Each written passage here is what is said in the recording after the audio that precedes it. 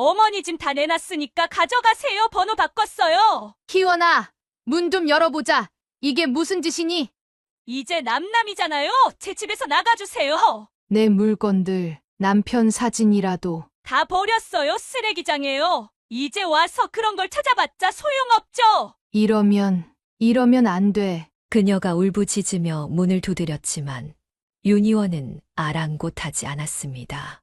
시끄러워요. 경비실에 신고할 거예요.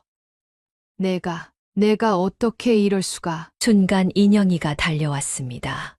엄마, 올케가 갑자기 연락해서 큰일 났다고 하는데. 어떻게 된 거예요? 인영아. 올케 미쳤어? 이게 뭐 하는 짓이야. 인호 죽은 지 얼마나 됐다고 본색을 드러내. 이제 와서 무슨 상관이에요? 우리는 더 이상 가족이 아니잖아요. 법적으로도 남남이고. 사연을 듣고 난 후 각자의 의견을 댓글로 남겨주시기 바랍니다. 사소한 댓글이라도 사연자분에게 큰 힘이 될 수 있습니다. 각색될 수 있고 사연자분의 입장에서 구성될 수 있습니다. 고향자 여사는 6남매 중 둘째로 태어났습니다. 그녀의 아버지는 6.25 전쟁 이후 작은 연탄 가게를 운영하시며 힘겹게 가족들을 부양하셨습니다. 아버지는 혼자 가게를 운영하기 힘들어 했습니다.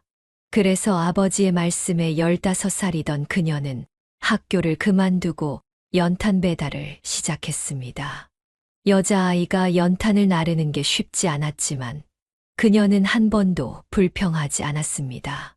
우리 형자, 참 착하기도 하지. 어머니는 그런 그녀를 안쓰럽게 바라보셨습니다. 동생들은 모두 학교에 다녔지만 그녀는 가족을 위해 자신의 꿈을 접어야 했습니다. 공부는 못해도 괜찮아. 내가 최선을 다하는 게 중요한 거야. 20살이 되던 해 우연히 한 청년이 연탄을 사러 왔습니다. 그 청년은 그녀의 성실한 모습에 반해 자주 가게를 들렀고 그렇게 그녀의 남편이 되었습니다. 여보, 당신은 내 인생의 축복이에요. 결혼 후 남편은 그녀에게 배움의 기회를 주었습니다. 야간 중학교에 다니며 늦게나마 공부를 시작할 수 있었습니다. 난 당신이 자랑스러워요. 우리 아이들에게도 좋은 어머니가 될 거예요. 그녀는 자신의 어린 시절을 떠올리며 자식들에게만큼은 자신이 누리지 못한 모든 것을 주고 싶었습니다. 특히 교육만큼은 절대 포기하게 하고 싶지 않았습니다. 우리 인영이, 인호, 너희는 꼭 공부해야 해. 그래서 자녀들의 교육에 모든 것을 쏟아부었고 결국 두 자녀 모두 대학까지 보낼 수 있었습니다. 고향자 여사의 평화로운 일상은 그날의 한 통의 전화로 무너져 내렸습니다. 그녀의 큰딸 인영이 대학을 갓 졸업했을 무렵 남편이 퇴근길 교통사고로 갑자기 세상을 떠난 것입니다. 그녀는 병원 영안실에서 남편의 차가운 손을 잡고 한동안 아무 말도 할 수 없었습니다. 엄마, 제발 정신 차려봐. 이러다 엄마마저 아프면 어떡해. 인영이가 그녀의 어깨를 흔들며 울먹였지만 그녀의 귓가에는 아무것도 들리지 않았습니다. 30년을 함께 살아온 남편이 이렇게 허무하게 떠난다는 게 믿기지 않았습니다. 작은 아들 인호는 아버지의 부재를 받아들이지 못하고 술만 마시다 병원 밖을 헤매고 다녔습니다. 그녀는 아들의 모습을 보며 더욱 가슴이 미어졌습니다. 인호야, 이제 그만 들어와서 아버지 얼굴이라도 보고. 그녀의 말에 인호는 고개를 푹 숙인 채 영안실로 들어왔습니다. 아버지의 얼굴을 보자마자 그동안 참았던 눈물을 터뜨리고 말았습니다. 아버지 제가 효도 한번 제대로 못 해드렸는데 장례를 치르고 일상으로 돌아왔지만 집 안 곳곳에 남아있는 남편의 흔적들이 그녀를 더욱 힘들게 했습니다. 아침에 일어나면 항상 마주하던 식탁에서의 모습도 퇴근 후 현관문을 열며 여보, 나왔어 하던 목소리도 이제는 들을 수 없다는 현실이 너무나 고통스러웠습니다. 매일 밤 잠들기 전 그녀는 남편과 찍었던 사진들을 보며 눈물을 흘렸습니다. 결혼 초기에 풋풋했던 시절부터 아이들이 태어나고 자라는 동안에 행복했던 순간들, 그리고 얼마 전까지도 함께했던 일상의 순간들까지 모든 것이 꿈만 같았습니다. 엄마, 나 대학원 진학 포기하고 취직할래. 이제 내가 돈 벌어야지. 어느 날 인영이가 조심스럽게 말을 꺼냈습니다. 인영이는 원래 대학원에 진학해서 더 공부하고 싶어 했습니다. 그녀는 딸의 말에 마음이 아팠습니다. 그건 안 돼. 내 꿈까지 포기하게 할 순 없어. 엄마가 뭔가 해볼게. 비록 앞으로의 길이 막막했지만 그녀는 자식들의 미래까지 희생시킬 수는 없었습니다. 한동안 우울한 나날을 보내던 그녀는 어느 날 문득 남편의 사진을 보며 결심을 했습니다. 여보, 내가 잘 해낼게. 지켜봐. 그녀는 흐르는 눈물을 훔치며 일어섰습니다. 이제는 더 이상 슬픔에 잠겨 있을 수만은 없었습니다. 혼자서도 자식들을 잘 키워내겠다는 결심, 그리고 남편에 대한 약속이 그녀를 다시 일으켜 세웠습니다. 인영아, 엄마가 직업을 구해볼게. 내 공부는 계속해. 그녀의 단호한 목소리에 인영이는 더 이상 아무 말도 하지 못했습니다. 오히려 그동안 힘들어하시던 어머니의 달라진 모습에 안도감이 들었습니다. 이웃들은 그녀를 걱정하며 자주 찾아왔습니다. 평생 전업주부로만 살아온 그녀가 앞으로 어떻게 살아갈지 모두가 걱정이었습니다.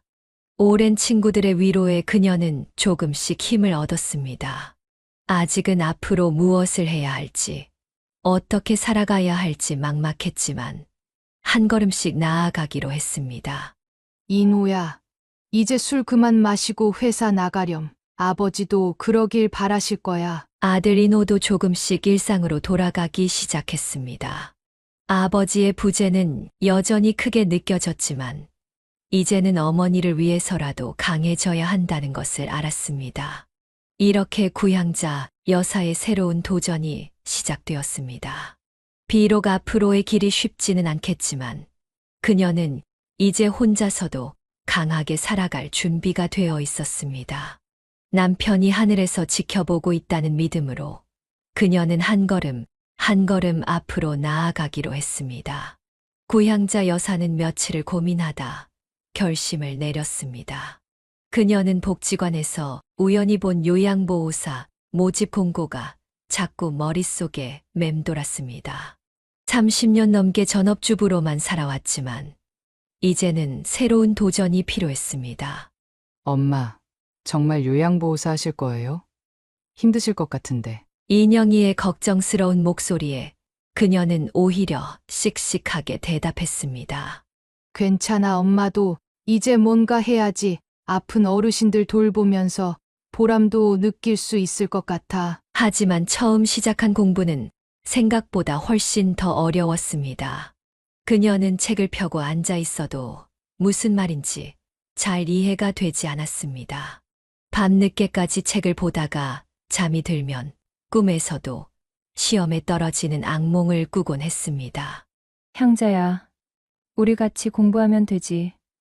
너, 나도 자격증 따려고 했었어. 오랜 친구 미숙이의 말에 그녀는 조금씩 희망을 품기 시작했습니다. 미숙이와 함께라면 어려운 내용도 이해하기 쉬울 것 같았습니다. 엄마, 저랑 같이 문제 풀어볼까요? 제가 문제 내드릴게요. 퇴근 후 인영이가 엄마의 공부를 도와주겠다고 나섰습니다. 그녀는 딸의 마음씨가 고마웠습니다. 인호도 휴대폰으로 실습 동작을 찍어주며 어머니의 공부를 도왔습니다. 가족들의 도움으로 그녀는 조금씩 자신감을 얻어갔습니다. 처음 치른 시험에서는 아쉽게 떨어졌지만 그녀는 포기하지 않았습니다. 두 번째 도전에서는 더 열심히 공부했고 마침내 합격 통지를 받았을 때는 눈물이 날 것만 같았습니다. 여보, 나 해냈어. 당신이 도와준 거죠? 그녀는 남편의 사진을 보며 작은 미소를 지었습니다. 첫 출근 날, 그녀는 긴장된 마음으로 요양원을 찾았습니다. 처음 만난 어르신들은 생각보다 훨씬 더 많은 도움이 필요했고, 힘들었고, 일은 상상했던 것보다 몇 배는 더 고되었습니다. 구 선생님, 처음이라 많이 힘드시죠? 천천히 배우면 돼요. 선배 요양보호사의 따뜻한 말에 그녀는 용기를 얻었습니다. 하루하루 배우면서 그녀는 점점 일에 익숙해져 갔고 어르신들과도 가까워졌습니다. 선생님이 오면 마음이 편해요. 꼭 우리 딸 같아. 어르신들의 따뜻한 말 한마디에 그녀는 하루의 피로가 싹 가시는 것 같았습니다. 비록 월급은 많지 않았지만 누군가에게 도움이 된다는 사실이 그녀에게 큰 보람을 주었습니다. 엄마, 요즘 얼굴이 좋아 보여요. 일하시는 게 잘 맞나 봐요. 인영이의 말처럼 그녀는 요양보호사로 일하면서 조금씩 활기를 되찾아갔습니다. 더 이상 집에서 혼자 우울하게 지내지 않아도 되었고, 새로운 보람과 목표가 생겼습니다. 여보, 나 이제 잘 살 수 있을 것 같아요. 걱정하지 마세요. 그녀는 이제 혼자서도 당당하게 살아갈 수 있다는 자신감이 생겼습니다. 비록 늦은 나이에 시작한 새로운 도전이었지만 이것이 그녀의 인생에서 또 다른 전환점이 될 것이라고 믿었습니다. 요양보호사로 일한 지 2년째 되던 해, 인영이가 조심스럽게 결혼 이야기를 꺼냈습니다. 대학원을 졸업한 그녀는 근처의 회사에 입사했고, 회사에서 만난 동료와 진지한 만남을 이어왔다고 했습니다. 엄마, 한번 만나보실래요?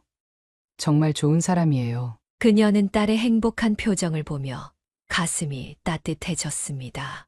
그래, 엄마도 한번 봐야지. 우리 딸이 좋다는 사람이 어떤 사람인지. 예비 사위를 처음 만난 날, 그녀는 속으로 안도의 한숨을 쉬었습니다. 차분하고 믿음직한 첫인상이 마음에 들었습니다. 어머님, 제가 인영이를 평생 행복하게 해주겠습니다. 우리 인영이가 좋은 사람 만났네. 아버지가 보셨으면 얼마나 좋아하셨을까. 결혼식 날, 그녀는 남편의 영정사진 앞에서 오랫동안 눈물을 흘렸습니다. 여보, 우리 딸 시집 가요. 당신이 계셨으면 얼마나 좋았을까. 인영이는 아버지를 대신해 어머니가 팔짱을 끼고 식장으로 들어갔습니다. 순백의 웨딩드레스를 입은 딸을 보며 그녀는 가슴이 벅차올랐습니다. 어머님, 이제 제가 아들처럼 효도하겠습니다. 사위는 결혼식이 끝나고 그녀에게 깊숙이 절을 올렸습니다. 그 모습을 보며 그녀는 딸의 앞날이 걱정되지 않았습니다. 그로부터 3년 후, 이번에는 인호가 결혼 소식을 전해왔습니다. 엄마, 나 장가 갈 것 같아. 소개받은 여자친구랑 잘 맞아. 아들의 갑작스러운 결혼 소식에 그녀는 조금 걱정이 되었습니다. 하지만 예비 며느리를 만나보니 그 걱정이 조금은 덜어졌습니다. 어머니, 저 진심으로 인호 오빠 좋아해요. 잘 살겠습니다. 며느리가 될 여자는 인호보다 5살이나 어렸지만 첫인상은 밝고 다정해 보였습니다. 두 번째 결혼식도 무사히 치렀습니다. 이제 두 자녀 모두 각자의 가정을 꾸리게 되었다는 생각에 그녀는 큰 숙제를 끝낸 듯한 안도감을 느꼈습니다. 여보, 이제 우리 자식들 다 결혼했어요. 제가 잘 해냈죠? 그녀는 남편의 사진을 보며 작은 미소를 지었습니다. 혼자서도 자식들을 잘 키워내고 좋은 짝을 만나 결혼까지 시키게 되어 뿌듯했습니다. 엄마, 이제 좀 쉬세요. 그동안 너무 고생하셨잖아요. 인영이의 말에 그녀는 고개를 저었습니다. 아니야. 엄마는 일하는 게 좋아. 어르신들이 나를 기다리고 계시는데. 그녀는 이제 요양보호사 일이 자신의 천직처럼 느껴졌습니다. 어르신들을 돌보면서 느끼는 보람이 하루하루를 의미 있게 만들어 주었습니다. 두 자녀의 결혼식을 무사히 치르고 나니 이제야 정말 한숨 돌릴 수 있을 것 같았습니다. 그러던 어느 날 문제가 생겼습니다. 결혼 직후부터 며느리의 문제점이 하나둘 드러나기 시작했습니다. 그녀는 아들 인호보다 5살이나 어린 무남동녀였는데 집안일은 전혀 할 줄 모르는 것이 문제였습니다. 어머니, 저는 요리를 배운 적이 없어서요. 그냥 배달시켜 먹으면 안 돼요? 매일 아침 늦잠을 자고 집안일은 전혀 하지 않는 며느리를 보며 그녀는 한숨이 나왔습니다. 인우야, 희원이 좀 어떠니? 엄마, 희원이가 원래 집에서 공주처럼 자랐대요. 시간이 좀 필요할 것 같아요. 인호는 아내를 감싸기 바빴습니다. 하지만 첫 번째 시아버지, 제사 때 일이 터졌습니다. 제사 시간이 다 되어가는데도 며느리는 나타나지 않았습니다. 어머니 죄송한데 친구들이랑 약속이 있어서요. 제사는 좀 늦게 가도 되죠? 전화로 이런 말을 하는 며느리를 보며 그녀는 속이 부글부글 끓었습니다. 인우야, 제사가 뭔지는 알고 결혼한 거니 어디서 저런 여자애를 데려와서는 원. 그녀의 말에 인호는 고개를 숙였습니다. 결국 제사 음식 준비부터 차리는 것까지 모두 그녀 혼자 해야 했습니다. 엄마, 요즘 애들은 다들 저래요. 너무 스트레스 받지 마세요. 인영이가 위로했지만 매일매일 새로운 문제가 발생했습니다. 며느리는 집안일은 하지 않으면서 쇼핑과 미용실, 카페에서 친구들과 노는 것만 즐겼습니다. 어머니, 제가 일하면서 집안일까지 어떻게 해요? 그냥 가사 도우미 써요. 그래, 그렇게 해라. 내가 벌어서. 그녀의 말에 며느리는 입을 비죽였습니다.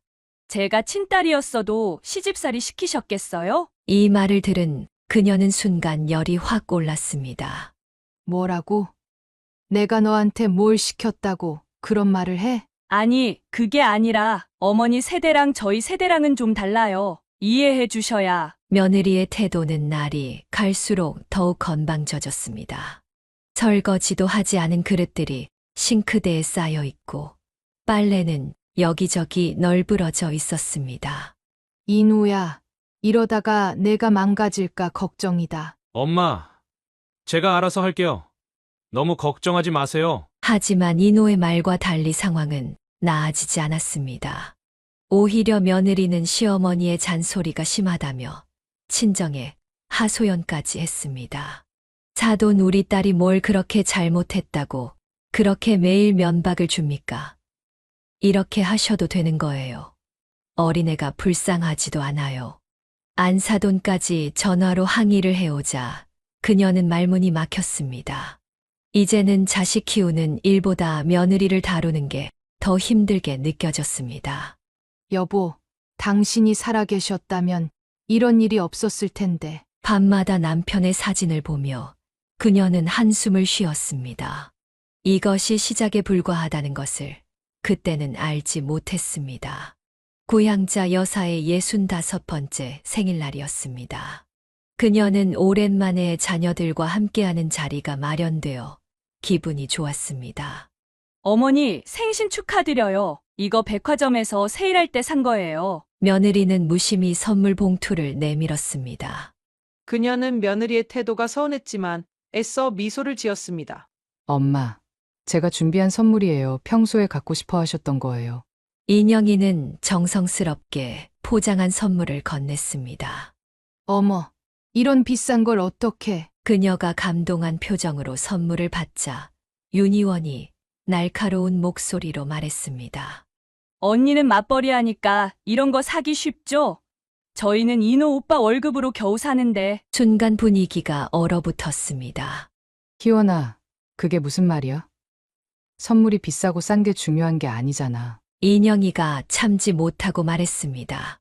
아니에요, 언니. 저도 시어머니한테 효도하고 싶은데 돈이 없으니까 이렇게밖에 못하잖아요. 그런데 언니는 맨날 비싼 선물로 저 깎아내리기나 하고. 뭐라고?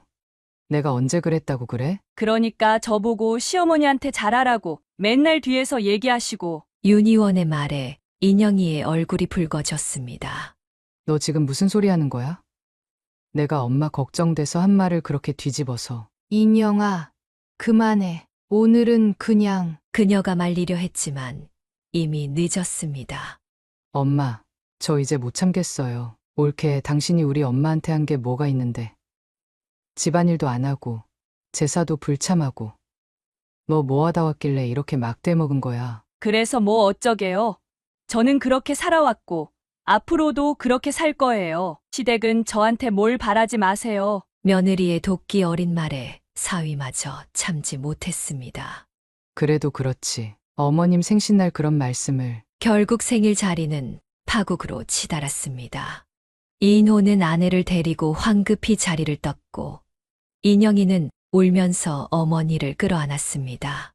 엄마, 미안해요. 제가 참았어야 했는데. 그 일을 계기로 가족 모임에서 딸과 며느리의 갈등은 더욱 깊어졌습니다. 추석이나 설날 같은 명절이면 어김없이 다툼이 벌어졌고 급기야 윤희원은 시댁 행사에 아예 나오지 않겠다고 선언했습니다. 어머니, 저는 이제 시댁 행사 안 나올 거예요. 와도 눈치 보이고 불편하기만 하니까. 그래. 내 마음대로 해라. 그녀는 더 이상 말리지 않았습니다.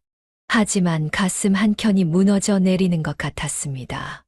이런 상황이 계속되자 인호마저 점점 시댁 모임에 발걸음이 뜸해졌습니다. 여보, 우리 며느리 때문에 이제 아들까지 잃게 생겼어요. 그녀는 밤마다 남편의 영정 앞에서 눈물을 흘렸습니다. 가족의 균열은 점점 더 깊어져만 갔고 이제는 돌이킬 수 없을 것만 같았습니다. 가족 간의 갈등이 깊어져가는 와중에도 인호의 레스토랑은 새로운 희망이 되어 주었습니다. 대학을 졸업하고 대기업에 입사했던 인호는 3년간의 회사 생활 끝에 자신의 꿈을 위해 사직서를 냈습니다. 엄마, 사실은 요리하는 게 제 꿈이었어요. 회사 다니면서도 계속 요리를 배웠거든요. 그녀는 처음에 반대했습니다. 이노야, 안정적인 직장을 그만두고 장사를 한다고? 하지만 아들의 간절한 눈빛을 보며 그녀는 마음을 바꾸었습니다. 알았어. 내가 하고 싶은 일이라면 엄마가 도와줄게. 이인호는 2년 동안 착실히 요리를 배우며 창업을 준비했고 마침내 번화가에 작지만 깔끔한 레스토랑을 열었습니다. 어머니, 저도 가게 운영 도와줄 거예요. 제가 홍보랑 마케팅은 자신 있거든요. 며느리도 처음으로 적극적인 모습을 보였습니다. 그녀는 마케팅에 재능이 있었고 덕분에 오픈 초기부터 손님들의 발길이 이어졌습니다. 이노야, 네가 만든 요리가 이렇게 맛있을 줄이야. 그녀는 아들의 요리를 먹으며 감동의 눈물을 흘렸습니다. 손님들의 반응도 뜨거웠습니다. 이노만의 특별한 레시피로 만든 요리들은 곧 입소문이 나기 시작했고 주말이면 줄을 서서 기다려야 할 정도였습니다. 오빠, 우리 이제 지점도 내면 좋겠어요. 손님들이 너무 많아서 자리가 없다고 불평하시잖아요. 며느리의 제안에 인호도 신이 났습니다. 레스토랑은 달마다 매출이 늘어났고 한 달 순수익이 그의 전 직장 월급의 3배를 넘어섰습니다. 여보, 우리 아들이 이렇게 잘 될 줄 알았어요? 당신이 보시면 얼마나 자랑스러워 하실까. 그녀는 남편의 사진을 보며 미소 지었습니다. 하지만 그녀는 이 행복이 오래가지 않을 것이라는 걸 그때는 알지 못했습니다. 곧 주변의 경쟁 업체들이 하나둘 생기기 시작했고 경기 침체는 식당 운영을 더욱 어렵게 만들었습니다.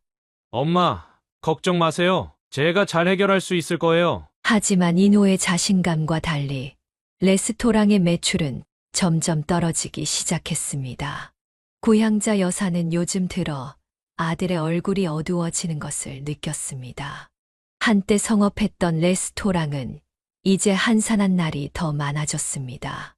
어머니, 요즘 장사가 너무 안 돼요. 주변에 비슷한 가게들이 자꾸 생기니까. 이노의 말처럼 레스토랑 근처에는 비슷한 컨셉의 식당들이 우후죽순 생겨났습니다. 게다가 대형 프랜차이즈도 입점하면서 상황은 더욱 악화되었습니다. 오빠, 이러다가 우리 망하는 거 아니야? 월세도 밀리고 있잖아. 윤희원은 날카로운 목소리로 불평했습니다. 당신 돈 들어간 것도 없으면서 무슨 말이 그렇게 많아? 이노가 짜증을 내자 윤희원은 더욱 날을 세웠습니다. 뭐라고? 내가 여기서 얼마나 고생했다고 그런 말을 해? SNS 마케팅도 다 내가 한 거잖아. 부부의 다툼은 날이 갈수록 잦아졌습니다. 엄마, 누나네 요즘 사업이 잘 된다면서요? 이노가 한숨을 쉬며 말했습니다. 사위가 운영하는 온라인 유통회사는 특수를 타고 매출이 급상승했습니다. 그래, 인영이가 그러더라. 이제 직원도 20명이 넘었다고. 세상이 참 불공평하네요. 저는 이렇게 힘든데. 그녀는 아들의 모습이 안쓰러웠습니다. 은행 대출금, 이자도 연체되기 시작했고 직원들 월급마저 밀리는 상황이었습니다. 이노야, 엄마가 도와줄게. 엄마 집 팔면. 안 돼요, 엄마. 그건 절대 안 돼요. 하지만 상황은 점점 더 악화되었습니다. 주방 직원들이 월급이 밀린다며 하나둘 그만두기 시작했고 이노 혼자서는 주방을 감당할 수 없었습니다. 이제 그만하자. 적당히 포기할 줄도 알아야지. 며느리의 말에 이노는 고개를 떨구었습니다. 어머니, 죄송해요. 제가 너무 무모했나 봐요. 그녀는 아들을 끌어안았습니다. 괜찮아. 이노야, 다시 시작하면 돼. 하지만 현실은 냉혹했습니다.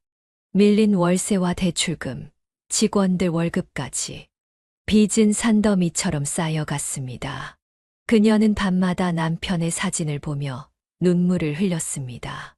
결국 그녀는 결심을 했습니다. 남편과 함께 살았던 집을 팔기로 한 것입니다. 이노야, 엄마가 도와줄게. 이제 그만 괴로워하고. 아들은 한동안 말없이 울기만 했습니다. 그날 이후 이노는 매일 술에 취해 들어왔고 며느리와의 다툼은 더욱 심해졌습니다. 내가 이럴 줄 알았어. 당신 때문에 이렇게 된 거 알아?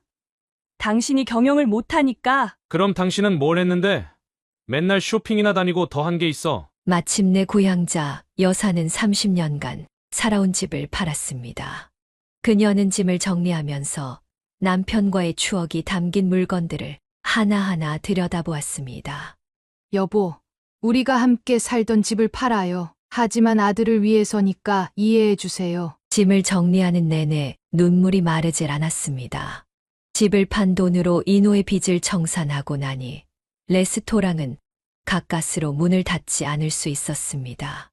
어머니, 저희 집으로 오시는 게 좋을 것 같아요. 방도 남아있고. 이노의 제안에 그녀는 고개를 끄덕였습니다. 이제 그녀에게 남은 것은 없었습니다. 엄마, 정말 이렇게까지 하실 필요가 있으셨어요? 인영이가 걱정스러운 목소리로 물었습니다. 괜찮아. 엄마는 아들이 잘 되는 게 더 중요해. 하지만 아들네 집으로 이사 온 첫날부터 그녀는 후회가 밀려왔습니다. 며느리 윤희원은 시어머니가 들어온다는 것에 대한 불만을 노골적으로 드러냈습니다. 어머니, 제 친구들이 자주 오는데 좀 불편할 것 같아요. 그래.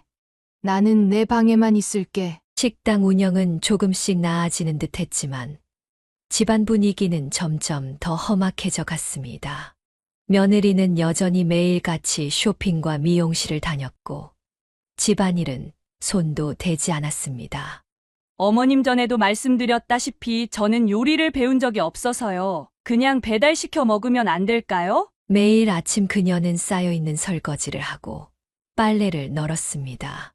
이노는 늦게까지 식당을 운영하느라 집에 늦게 들어왔고 며느리는 친구들과 시간을 보내느라 바빴습니다. 여보, 오늘은 일찍 들어와 오랜만에 같이 저녁 먹자. 미안해. 오늘도 늦을 것 같네. 친구들이랑 약속이 있어서. 하루는 며느리, 친구들이 집에 놀러 왔습니다. 그녀는 자신의 방에서 그들의 대화가 들렸습니다. 야, 시어머니랑 같이 사는 거 진짜 별로겠다. 그러게 나였으면 절대 못 살아. 근데 집도 팔아서 줬다며? 이제 완전 발 묶였네. 친구들과 키득거리며 웃는 며느리의 모습에 그녀의 마음은 무너져 내렸습니다. 엄마, 너무 힘들면 나오세요. 우리 집에서 사시면. 인영이의 제안에 그녀는 고개를 저었습니다. 아니야. 엄마가 여기 있어야 이노가 좀 편할 것 같아. 레스토랑의 경영은 조금씩 안정을 찾아갔지만 그녀의 마음은 날이 갈수록 더 무거워졌습니다. 며느리의 생활은 전혀 변하지 않았고 오히려 더 사치스러워졌습니다. 모든 것을 바쳐 지킨 아들의 가게였지만 그녀의 희생이 과연 옳은 선택이었는지 의문이 들기 시작했습니다. 저가 임신했어요. 어느 날 윤희원이 들뜬 목소리로 말했습니다. 그 순간만큼은 모든 걱정이 잊혀지는 것 같았습니다. 고향자 여사는 레스토랑이 조금씩 회복되는 모습에 안도하고 있었습니다. 거기에 며느리의 임신 소식까지 더해져 그녀의 마음은 한껏 부풀어 있었습니다. 그날 저녁 인호가 평소보다 일찍 집에 들어왔습니다. 인호야, 왜 이렇게 일찍 들어왔어? 그녀는 아들의 창백한 얼굴을 보고 가슴이 덜컥 내려앉았습니다. 엄마, 제가 오늘 검진을 받았는데 인호의 목소리가 떨렸습니다. 의사 선생님이 췌장에 큰 종양이 있대요. 이미 많이 진행됐대요. 그 말을 듣는 순간 그녀의 눈앞이 캄캄해졌습니다. 아니야, 그럴 리가 없어. 우리 인호가. 그녀는 그 자리에 주저앉고 말았습니다. 암이라니 말도 안 돼요. 다른 병원 가봐요. 이런 걸로 장난치면 어떡해요. 며느리는 히스테리컬하게 소리를 질렀습니다. 희원아, 진정해. 아기한테도 안 좋아. 어떻게 진정해요? 저는 이제 어떻게 살아요? 뱃속에 아기도 있는데. 인호는 한동안 건강검진도 받지 않은 채 레스토랑 일에만 매달려 있었습니다. 위장이 안 좋은 것 같아도 바쁘다는 핑계로 병원에 가지 않았고 급격한 체중 감소도 스트레스 때문이라고만 생각했습니다. 큰 병원으로 가보자. 거기서 다시 검사해보면. 그녀의 말이 채 끝나기도 전에 인호가 쓰러졌습니다. 응급실에 실려간 뒤 받은 정밀검사 결과는 더욱 절망적이었습니다. 이미 간으로 전이가 된 상태였고 의사는 시간이 얼마 남지 않았다고 했습니다. 수술은 안 되나요? 항암 치료라도. 죄송합니다. 너무 늦으셨어요. 이미 다른 장기로 전이가 많이 진행된 상태라. 그녀는 병원 복도에서 오열했습니다. 얼마 전까지 손주 소식에 기뻐하던 게 꿈만 같았습니다. 엄마, 내가 왜 이런 병에 걸린 거야? 밤새 병실에서 아들의 손을 잡고 있으면서 그녀는 하늘을 원망했습니다. 하나밖에 없는 아들인데. 제발. 며느리는 충격을 받았다며 친정으로 가버렸고 인호의 병실에는 오지도 않았습니다. 그녀는 혼자서 아들을 간호하며 밤을 지새웠습니다. 여보, 우리 아들 좀 살려주세요. 제발. 남편의 사진을 보며 그녀는 매일 밤 눈물로 기도했습니다. 하지만 이것은 시작에 불과했습니다. 더 큰 시련이 그녀를 기다리고 있었고 며느리의 숨겨진 비밀은 그녀의 가슴에 더 큰 상처를 남기게 될 것이었습니다. 고향자 여사는 매일같이 병원을 지켰습니다. 의사의 절망적인 선고에도 그녀는 포기할 수 없었습니다. 선생님, 제발 다른 방법이 없을까요? 돈이 문제라면 제가 어떻게든. 어머님, 이미 전이가 많이 진행됐습니다. 지금은 통증 관리가 최선입니다. 그녀는 아들의 마른 손을 잡고 눈물을 삼켰습니다. 엄마, 나 무서워. 아직 못다한 게 너무 많은데. 인호의 떨리는 목소리에 그녀의 가슴이 찢어질 듯 했습니다. 괜찮아. 엄마가 있잖아. 우리 꼭 이겨낼 수 있을 거야. 하지만 현실은 냉혹했습니다. 항암 치료도 할 수 없는 상태였고 통증은 날이 갈수록 심해졌습니다.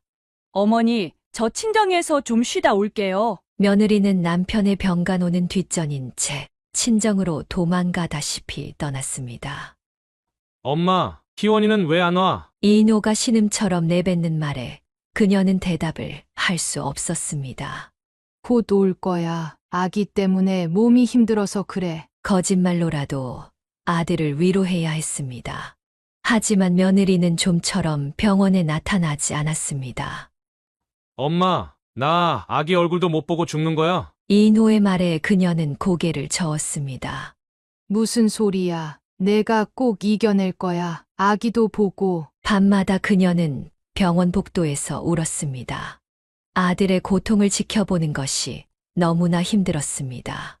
여보, 제발 우리 아들 좀 살려주세요. 당신이 데려가시려면 차라리 저를. 통증이 심해질 때마다 인호는 진통제를 맞아야 했습니다. 그럴 때마다 그녀의 심장도 함께 찢어지는 것 같았습니다. 어머니, 인호 오빠 상태가 어떤가요? 가끔 전화로 안부를 묻는 것이 며느리가 할 수 있는 전부였습니다. 너는 지금 남편이 아픈데 어디 있는 거니? 내 남편 아니야. 저도 힘들어요. 근데 제가 지금 몸이 안 좋아서 갈 수가 없어요. 뻔한 변명을 늘어놓는 며느리를 들으며 그녀는 한숨만 내쉬었습니다. 시간이 갈수록 인호의 상태는 급격히 나빠졌습니다. 뼈만 남은 얼굴로 그는 이제 말하기조차 힘들어했습니다. 하지만 그녀도 알고 있었습니다. 이제 시간이 얼마 남지 않았다는 것을. 며칠 뒤 더 충격적인 소식이 그녀를 기다리고 있었습니다. 고향자 여사는 아들의 마지막 순간을 놓치지 않기 위해 병실을 지켰습니다. 인호의 호흡은 점점 더 힘겨워졌고 의식도 자주 혼미해졌습니다. 엄마, 저 이제 너무 힘들어요. 인호의 가느다란 목소리가 병실에 울렸습니다. 인호야, 엄마 여기 있어. 조금만 더 버텨보자. 그녀는 아들의 마른 손을 꼭 잡았습니다. 한때 건장했던 아들의 모습은 온데간데 없이 사라지고 뼈만 앙상하게 남아 있었습니다. 아기는 잘 크고 있겠죠? 인호는 한 번도 보지 못한 자신의 아이를 걱정했습니다. 며느리는 여전히 친정에 있다는 핑계로 병원에 오지 않았습니다. 그래, 건강하게 잘 크고 있을 거야. 거짓말처럼 마지막 순간이 찾아왔습니다. 그날 새벽 인호의 호흡이 갑자기 가빠지기 시작했습니다. 의사 선생님, 어서 와주세요. 하지만 의료진도 더 이상 할 수 있는 것이 없었습니다. 엄마, 미안해요. 이제 정말 힘들어서. 인호야, 안 돼. 이러면 안 돼. 그녀는 아들의 손을 붙잡고 울부짖었습니다.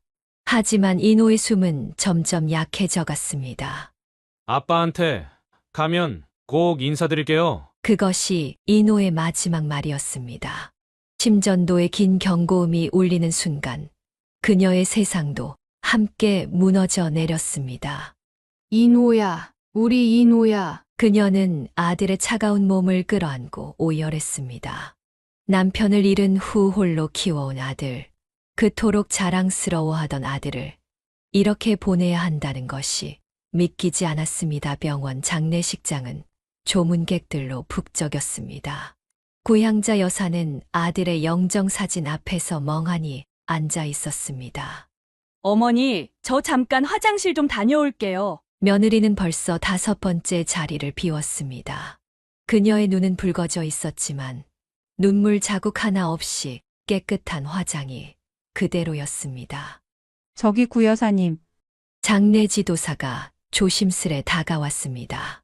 아까부터 보니까 며느님이 자꾸 주차장 쪽으로 나가시던데. 그의 말에 인영이가 날카롭게 귀를 기울였습니다. 뭐라고요? 아니, 그냥 제가 본 걸로는. 장례식장 직원의 말은 거기서 멈췄지만 그 말의 의미는 무거웠습니다. 윤희원은 조문객들 앞에서 형식적으로 울었습니다. 하지만 그녀의 눈가에는 진심이 담긴 슬픔이 없었습니다. 오히려 불안한 듯 계속 핸드폰만 들여다보았습니다. 어머니 장례식이 길어질 것 같으니까 저는 먼저 들어가 봐야 할 것 같아요. 몸이 안 좋아서. 그녀는 뱃속의 아이를 핑계로 자리를 피하려 했습니다. 옳게 그게 무슨 소리야. 상주가 가길 어딜 가 그게 그렇게 힘들어? 인영이가 날카롭게 지적했습니다. 언니도 참, 제가 임신부라는 걸 모르세요? 그때 조문객 중 한 명이 수군거리는 소리가 들렸습니다. 저 며느리 봤어? 화장실 간다더니 주차장에서 전화하고 있더라. 그러게 남편 장례식장에서 그렇게 통화할 일이 뭐가 있다고. 고향자 여사는 그 말을 들었지만 아무 말도 할 수 없었습니다. 이미 아들을 보낸 슬픔으로 가슴이 무너져 내리고 있었기 때문입니다. 여보, 우리 아들 장례식에서조차 밤이 되자 조문객들이 하나둘 자리를 떴습니다. 윤희원은 그 틈을 타 또다시 자리를 비웠습니다. 저기 아까 며느리분이 주차장에서 누군가를 만나는 것 같던데. 경비원의 조심스러운 귓속말에 인영이는 곧장 주차장으로 향했습니다. 하지만 그곳에는 이미 아무도 없었고 차가운 바람만이 불고 있었습니다. 다음 날 발인을 앞두고 윤희원은 피곤하다며 잠시 눈을 붙이겠다고 했습니다. 하지만 그녀의 핸드폰 화면에는 끊임없이 메시지가 도착했고 불안한 듯 계속해서 답장을 보내고 있었습니다. 인영이는 더 이상 참지 못하고 울음을 터뜨렸습니다. 며느리의 눈가에는 진정한 슬픔의 눈물이 없었습니다. 오히려 모든 것이 빨리 끝나기만을 바라는 듯한 조급함만이 역력했습니다. 장례식장에는 비가 내렸습니다. 하늘도 그녀의 슬픔을 함께 나누는 듯 했습니다. 여보, 이제 우리 아들이 당신 곁으로 갔어요. 잘 부탁드려요. 남편의 영정 옆에 아들의 영정을 나란히 놓으며 그녀는 눈물을 멈출 수 없었습니다. 엄마, 이제 그만 우세요. 인영이가 그녀를 부축했지만 그녀의 마음속 구멍은 너무나 컸습니다. 내가 뭘 그렇게 잘못했길래 남편에 이어 아들까지. 장례를 마치고 빈 병실을 정리하면서 그녀는 아들의 일기장을 발견했습니다. 엄마, 미안해요. 끝까지 효도하지 못해서 아기만이라도 잘 키워주세요. 그 글을 읽는 순간 그녀는 다시 한번 무너져 내렸습니다. 아들의 장례를 치른 지 일주일도 채 되지 않은 어느 날이었습니다. 고향자 여사가 잠시 병원에 갔다 온 사이 충격적인 일이 벌어졌습니다. 현관문 앞에는 검은 봉투에 담긴 그녀의 짐들이 무더기로 쌓여 있었습니다. 마치 쓰레기를 버리듯 아무렇게나 던져진 듯했습니다. 이게 무슨... 도어락을 누르자 삐삐삐 소리와 함께 문이 열리지 않았습니다. 당황한 그녀의 등 뒤로 윤희원의 차가운 목소리가 들려왔습니다. 어머니 짐 다 내놨으니까 가져가세요. 번호 바꿨어요. 희원아, 문 좀 열어보자. 이게 무슨 짓이니? 이제 남남이잖아요. 제 집에서 나가주세요. 창문 너머로 보이는 윤희원의 표정은 차갑기 그지없었습니다. 내 물건들, 남편 사진이라도. 다 버렸어요. 쓰레기장에요. 이제 와서 그런 걸 찾아봤자 소용없죠. 그녀는 그 자리에 주저앉고 말았습니다. 남편과 아들의 사진, 평생 모아온 추억들이 쓰레기처럼 버려진 것입니다. 이러면 안 돼. 그녀가 울부짖으며 문을 두드렸지만 윤희원은 아랑곳하지 않았습니다. 시끄러워요. 경비실에 신고할 거예요. 이웃들이 하나둘 문을 열고 상황을 지켜보기 시작했습니다. 그녀는 수치심에 몸을 떨었습니다. 내가 어떻게 이럴 수가. 순간 인영이가 달려왔습니다. 엄마, 올케가 갑자기 연락해서 큰일 났다고 하는데. 어떻게 된 거예요? 인영아. 그녀는 딸의 품에 안겨 울기 시작했습니다. 올케 미쳤어? 이게 뭐 하는 짓이야. 인호 죽은 지 얼마나 됐다고 본색을 드러내. 이제 와서 무슨 상관이에요? 우리는 더 이상 가족이 아니잖아요. 법적으로도 남남이고. 윤희원의 냉정한 말에 인영이도 할 말을 잃었습니다. 여보, 우리 아들이 저런 여자한테. 그녀는 남편의 사진을 찾으려 했지만 그마저도 이미 버려진 뒤였습니다. 평생을 함께한 추억들이 하루아침에 사라져버린 것입니다. 고향자 여사는 큰딸의 집으로 거처를 옮긴 후에도 마음 한켠이 늘 무거웠습니다. 며느리의 갑작스러운 태도 변화가 이상하게 느껴졌습니다. 어느 날 그녀는 아들이 살던 아파트를 찾았습니다. 남편과 아들의 위패라도 가져오고 싶었기 때문입니다. 아이고, 구 여사님. 경비실에서 김 경비원이 그녀를 발견하고 안타까운 표정으로 다가왔습니다. 죄송한데 혹시 잠깐 시간 되세요? 김 경비원의 표정이 심상치 않았습니다. 제가 이런 말씀 드리기가 조심스러운데 아드님 생전에 며느리가 경비원의 말에 그녀는 가슴이 덜컥 내려앉았습니다. 여사님이 들어오기 전에 잠깐 젊은 남자분이 자주 드나들었어요. 아드님 늦게 들어오시는 날이면 그 남자분이 올라가고 뭐라고요?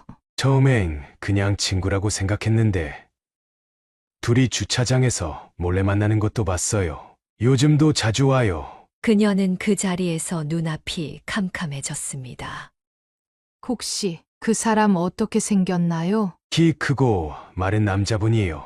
대충 들어보니까 대학 동창이라고 하는 것 같던데. 순간 그녀의 머릿속에 기억이 스쳐갔습니다.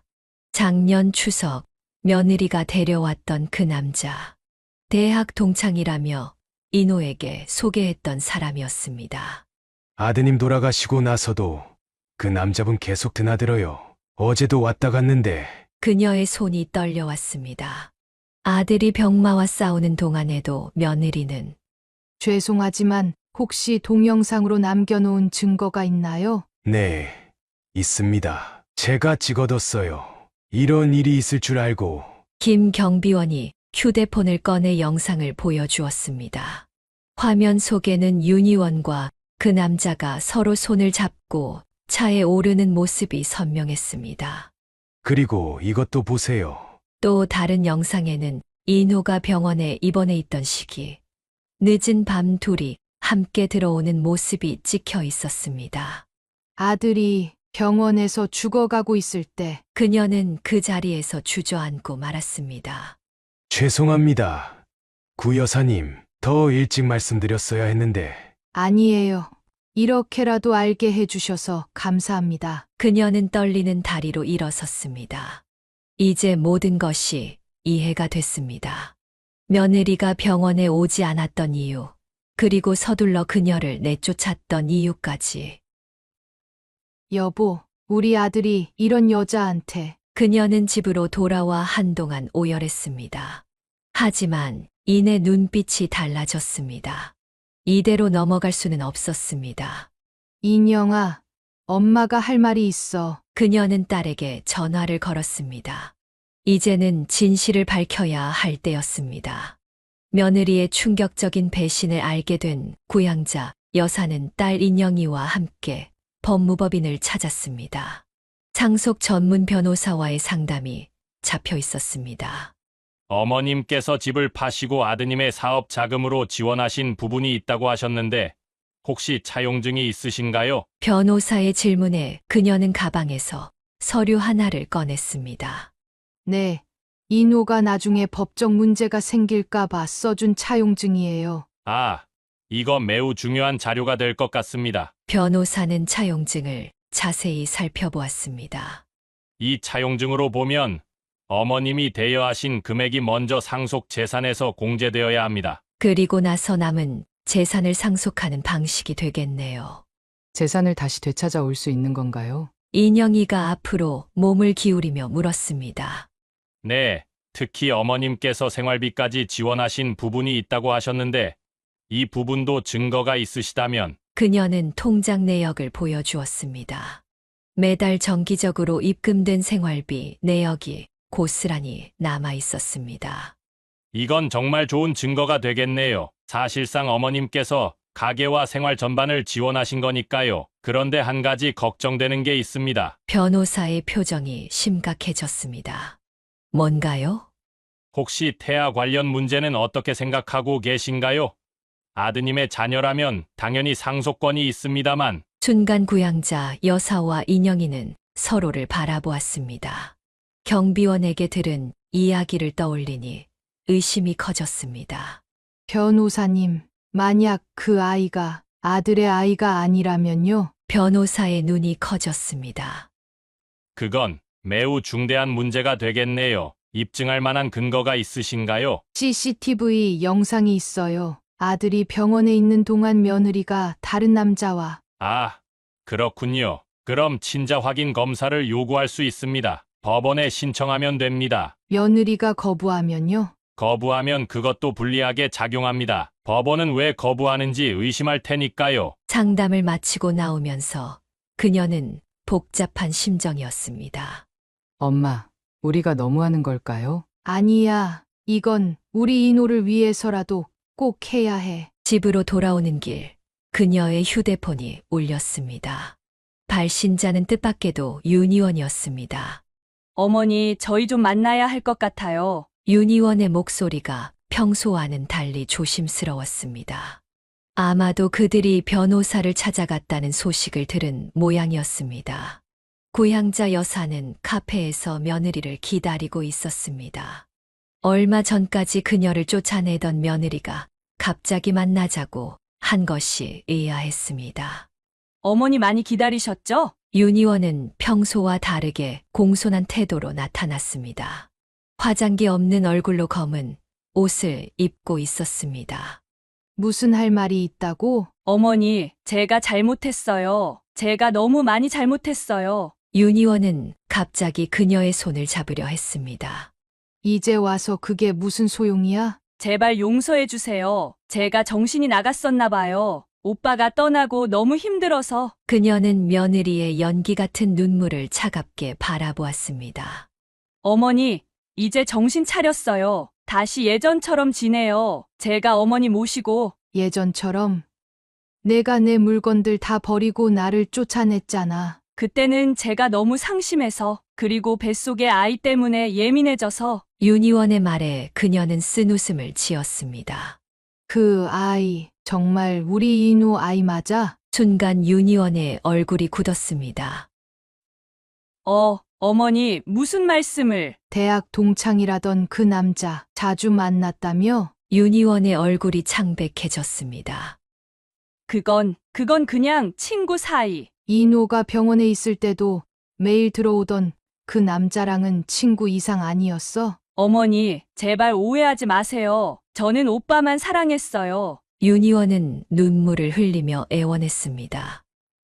제발 이러지 마세요. 저도 이제 정신 차리고 잘 살고 싶어요. 어머니 말씀대로 할게요. 다시 모시고 살게요. 변호사님 만난 거 들었나 보네. 그 말에 며느리의 표정이 순간 일그러졌습니다. 어머니, 돈 때문에 이러시는 거예요? 제가 다 돌려드릴게요. 사용증 금액 다. 이제 와서 돈 얘기는 왜 하니? 내가 버린 내 물건들, 남편 사진, 그런 것들은 돈으로 돌려받을 수 있어? 윤희원은 잠시 침묵했다가 갑자기 목소리를 높였습니다. 그럼 어머니는 뭘 원하시는데요? 저한테 복수하고 싶으신 거예요? 복수? 난 그저 진실이 밝혀지길 바랄 뿐이야. 진실요? 설마 어머니 친자 검사라도 하자고 하실 건가요? 며느리의 목소리가 떨렸습니다. 왜 겁나니? 어머니, 제발 그러지 마세요. 이러시면 저도 가만히 있지 않을 거예요. 순간 윤희원의 태도가 다시 돌변했습니다. 이제 협박까지 하는구나. 저도 할 말 많아요. 어머니가 얼마나 며느리를 구박했는지 다 폭로할 수 있어요. 그녀는 차갑게 일어섰습니다. 그래, 내 맘대로 해봐. 우리 이노가 얼마나 배신당했는지 전부 밝혀질 테니. 카페를 나오면서 그녀는 이제 돌이킬 수 없는 강을 건넜다는 것을 알았습니다. 하지만 이미 늦었습니다. 이제 진실을 끝까지 밝혀내야만 했습니다. 고향자 여사는 아이가 태어나자마자 법원에 친자 확인 신청을 했습니다. 그동안 윤희원은 태아 상태에서는 검사가 불가능하다며 버텨왔지만 이제는 더 이상 피할 수 없었습니다. 드디어 기다리던 결과가 나오는 날이었습니다. 그녀는 변호사 사무실에서 인영이와 함께 결과를 기다리고 있었습니다. 어머님, 친자 확인 검사 결과가 나왔습니다. 박 변호사가 봉투를 들고 들어왔습니다. 그동안 상대 측에서 태아 상태라 검사가 불가능하다고 주장해왔지만 이제 아이가 태어났으니 정확한 결과를 알 수 있습니다. 변호사의 말에 고향자 여사의 가슴이 쿵쾅거렸습니다. 그녀는 결과를 기다리는 동안 매일 밤잠을 이루지 못했습니다. 어머니, 제가 먼저 볼게요. 큰딸이 떨리는 손으로 검사 결과지를 펼쳤습니다. 순간 인영이의 얼굴이 하얗게 변했습니다. 엄마, 이게 결과는 충격적이었습니다. DNA 일치율이 0%였습니다. 아이는 이노의 친자가 아니었던 것입니다. 이럴 수가, 이럴 수가. 그녀는 그 자리에 주저앉고 말았습니다. 아들이 죽어가는 순간까지 자신의 아이라 믿었던 그 아이가 다른 남자의 아이였다는 사실이 그녀를 무너뜨렸습니다.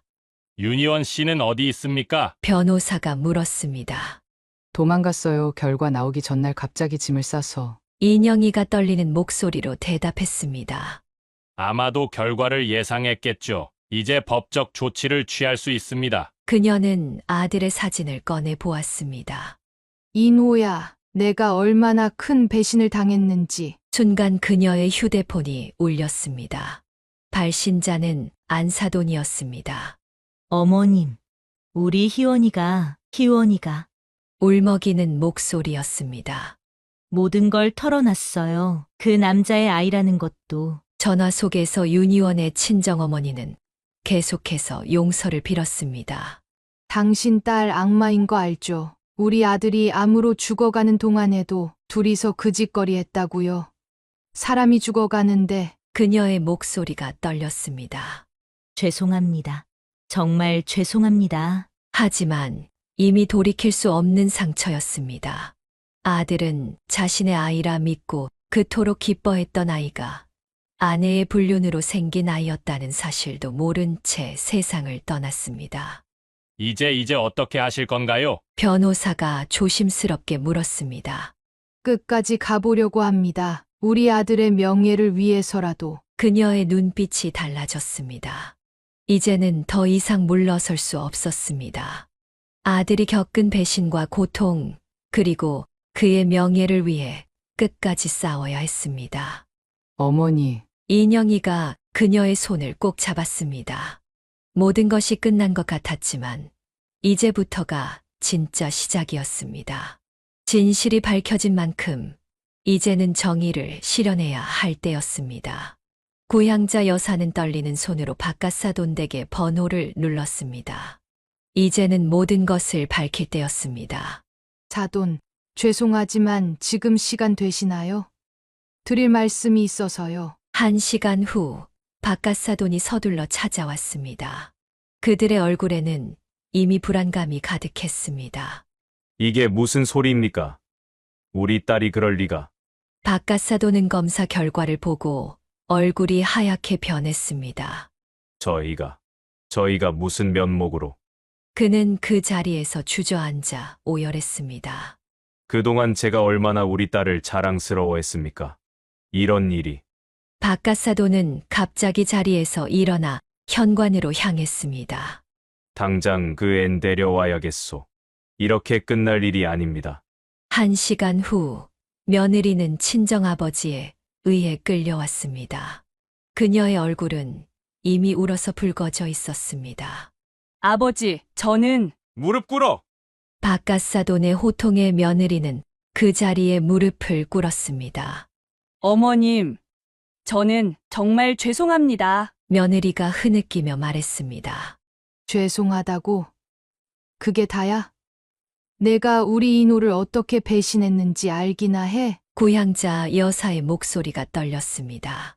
당신은 우리 아들이 암으로 죽어가는 동안에도 다른 남자와. 말을 잇지 못하고 그녀는 울음을 터뜨렸습니다. 어머님! 바깥사돈이 갑자기 큰 절을 올렸습니다. 제가 잘못 키웠습니다. 이런 패덕한 딸을 낳아서 정말 죄송합니다. 며느리는 계속해서 흐느끼기만 했습니다. 그 남자는 지금 어디 있냐? 바깥사돈의 질문에 며느리는 몸을 떨었습니다. 도망갔어요. 뭐라고? 아이가 태어나자마자 연락을 끊었어요. 순간 방안이 조용해졌습니다. 불륜의 상대자마저 그녀를 버린 것입니다. 이게 내 딸이라고 그동안 그렇게 키웠단 말이냐? 바깥사돈은 분노를 참지 못하고 며느리의 뺨을 때렸습니다. 사돈, 이 불효녀는 이제 저희가 데리고 가겠습니다. 앞으로 어머님 앞에 절대 나타나지 못하게 하겠습니다. 바깥사돈은 다시 한번 큰절을 올렸습니다. 저희 부부가 평생 속죄하며 살겠습니다. 부디 우리 가족을 용서해 주십시오. 고향자 여사는 말없이 눈물만 흘렸습니다. 이제 모든 것이 끝났지만 그녀의 가슴 속 상처는 영원히 아물지 않을 것 같았습니다. 고향자 여사는 변호사의 도움을 받아 법적 절차를 밟았습니다.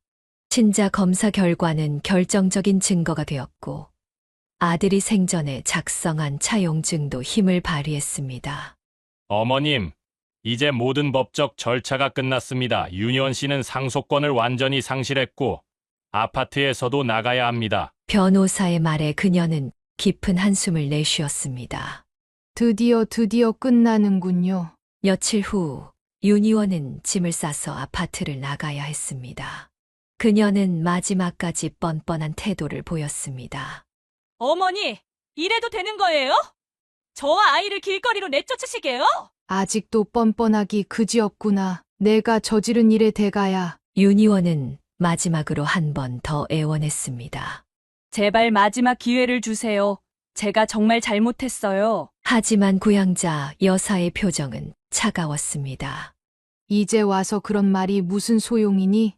우리 아들 죽어가는 순간까지 배신했던 사람이. 결국 윤희원은 빈손으로 아파트를 나갔습니다. 그동안 사치스럽게 모아둔 명품백과 옷가지들도 모두 압류되었습니다.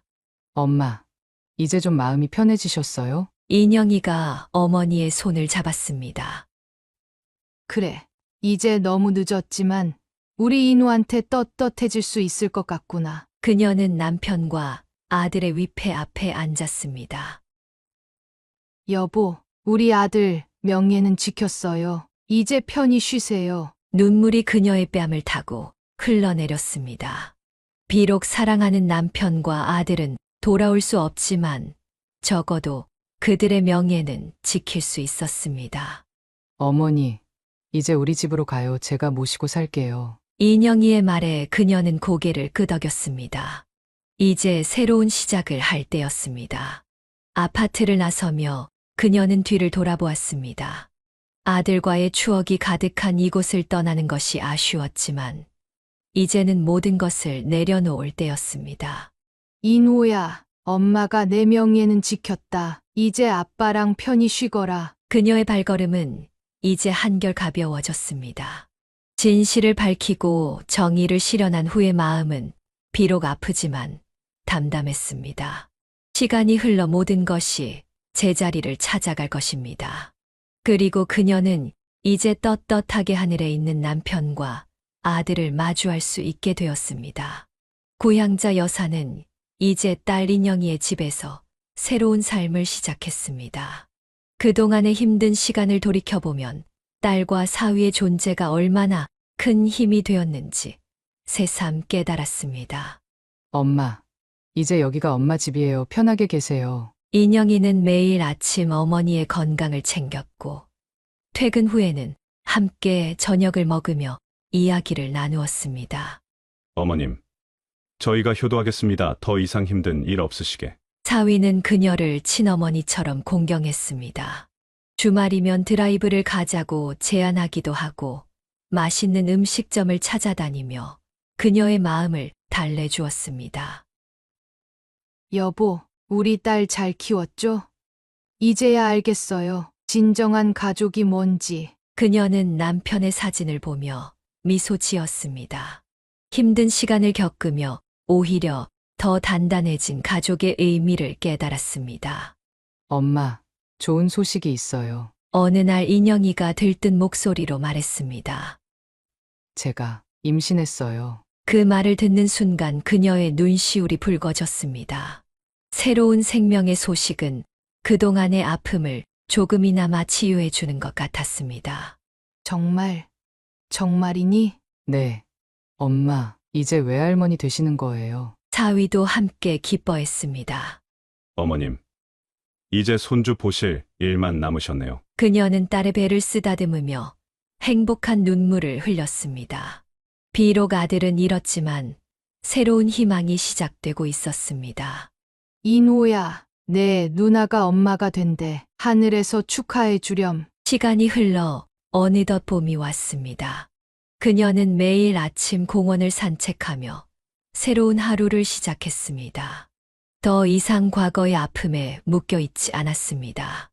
여보, 저 이제 괜찮아요. 우리 딸이랑 사위가 있으니까. 그녀는 이제 진정한 가족의 의미를 알았습니다. 피보다 진한 것은 서로를 위하는 마음이었습니다. 엄마, 오늘은 산부인과 가는 날이에요. 같이 가실래요? 딸의 말에 그녀는 환하게 웃었습니다.